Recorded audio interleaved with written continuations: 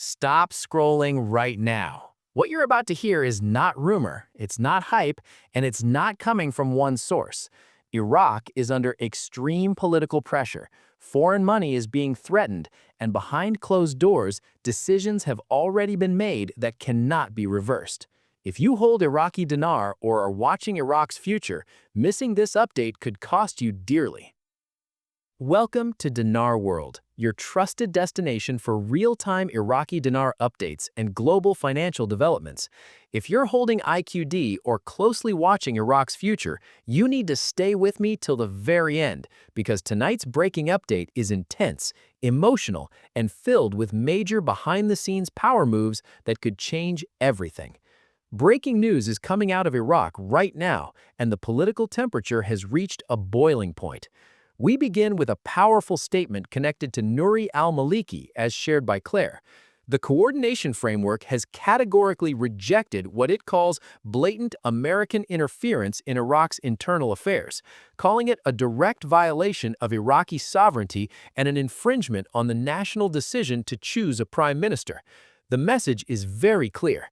Iraq says dialogue must be based on respect, not threats or political dictates. Maliki's camp insists they will continue pushing forward until the end, claiming their actions are in the higher interest of the Iraqi people, and this alone shows just how fragile and volatile Iraq's political environment has become. Now, shifting to Mark Z via a PDK article, and this is critical, the presidential election in Iraq has once again been postponed. It was supposed to happen yesterday, and once again, it didn't.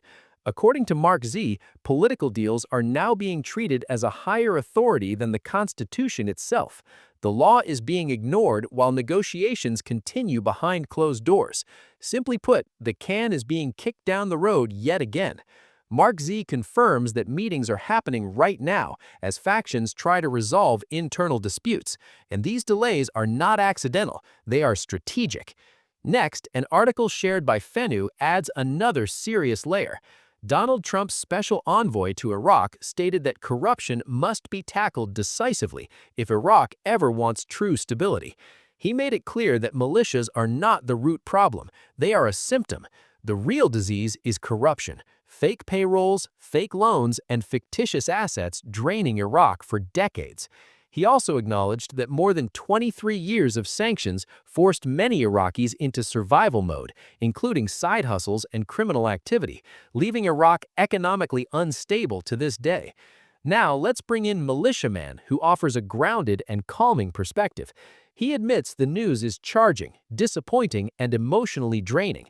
The political scene is volatile, negative headlines are everywhere, and pressure is intense.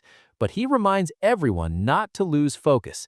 The real players to watch are the Central Bank of Iraq and the financial gatekeepers, because they control monetary policy. Politics may be loud, but currency reform happens quietly and deliberately. Now things escalate with Sandy Ingram's update. She explains that the real turning point came when Parliament elected Fahan as Speaker.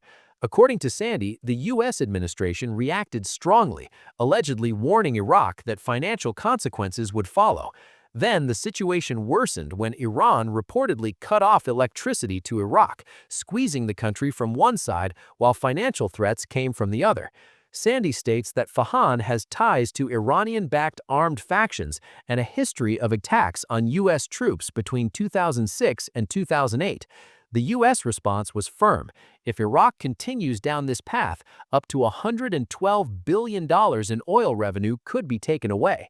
Sandy says the Trump administration has paused all future meetings with Iraqi officials who supported this decision, placing Iraq in an extremely difficult political and economic position. Now, Jeff provides a strategic angle that really makes you think.